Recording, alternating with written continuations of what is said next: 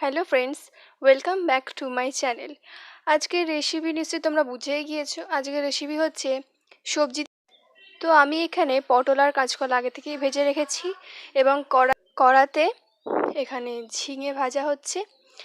তো এই ঝিঙে ভাজাগুলির মধ্যে আমরা যে ভেজে রাখা পটল আর কাঁচকলাগুলি দিয়ে দেব। দিয়ে এখানে জল ইউজ করব। আপনারা যতটা জল খেতে পছন্দ করেন ততটা জল রাখবেন। এখানে আমরা আমাদের বাড়ির পরিমাণ মতো জল দিয়েছি। যেহেতু ঝোল সেহেতু জলের পরিমাণটা বেশিই থাকবে। তো এটা এবার আমরা সেদ্ধ হতে দেবো। এর মধ্যে আমরা দিয়ে দিয়েছি হলুদ গুঁড়ো পরিমাণ মতো। তো এরপর আমরা এর মধ্যে দিয়ে দিচ্ছি পরিমাণ মতো নুন, আর দিয়ে দিচ্ছি পরিমাণ মতো লঙ্কা গুঁড়ো। তো দিয়ে এই সবগুলিকে আবার একবার আমরা নেড়ে দিচ্ছি। নেড়ে দিয়ে এটা এবার আমরা সেদ্ধ হতে দেবো, তার জন্য চাপা দিয়ে দিচ্ছি।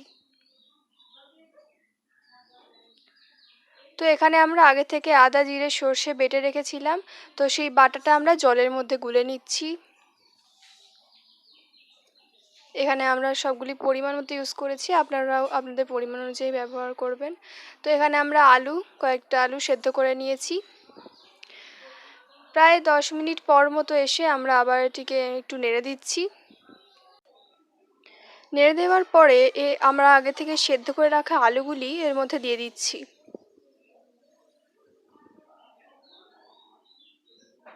আর দিয়ে দিচ্ছি বেটে রাখা মশলাগুলি, ধনে জিরে সর্ষের যে মশলাটা সেটা দিয়ে আবার এটিকে আমরা নেড়ে দিচ্ছি।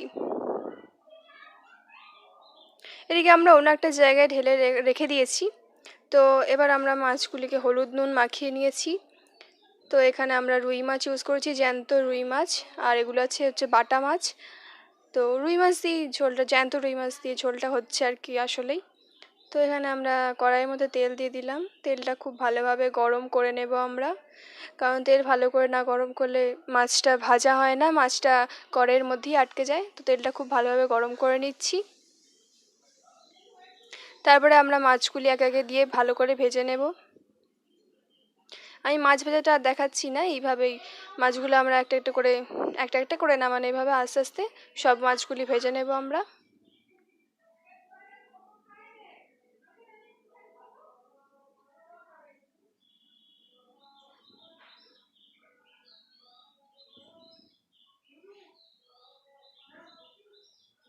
তো এবার আমাদের মাছগুলো ভেজে নিয়েছি আমরা সব, এইভাবে লালচে করে ভেজে নিয়েছি। এবার মাছ ভাজা যে তেলটা পড়ে রয়েছে সেই তেলের মধ্যে আমরা দিয়ে দিচ্ছি গোটা 5 ফোড়ন, মানে কয়েকটা 5 ফোড়ন। 5 ফোড়ন দেওয়ার পরে ঢেলে রাখা সেই যে সবজিগুলি সেগুলো দিয়ে দিচ্ছি সবটা।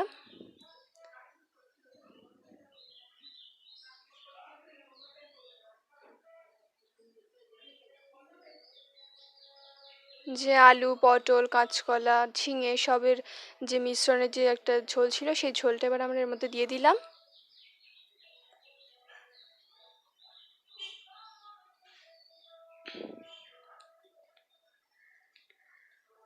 তো দেওয়ার পরে আমরা এবার এটাকে ফুটতে দেব। তো এটি দেখুন অনেকটাই ফুটে এসছে। তো এটা এভাবে ভালোভাবে ফুটে যাওয়ার পরে আমরা এটি আবার একবার নেড়ে দিলাম। তো এরপর আমরা আমাদের যে ভেজে রাখা মাছগুলো সেগুলি এবার এর মধ্যে ডুবিয়ে দেব। আস্তে সবগুলো আমরা দিয়ে দিচ্ছি এর মধ্যে। দিয়ে এগুলো খুন্তি দিয়ে এবার হালকা হাতে জাস্ট একটুখানি জলের মধ্যে ডুবিয়ে দিতে হবে, যাতে মাছগুলো একটু ভিজে যায় এবং মাছের মধ্যে যাতে মশলাগুলো একটু ঢুকে যায় তার জন্যে। তো আমরা হালকা হাতে জাস্ট একটু ডুবিয়ে দিলাম। তো এবার এটা আমরা কিছুক্ষণ ধরে ফুটতে দিয়ে অফ করে দেব। তো ভিডিওটি ভালো লাগলে লাইক শেয়ার অ্যান্ড সাবস্ক্রাইব করতে ভুলবেন না। Thanks for watching.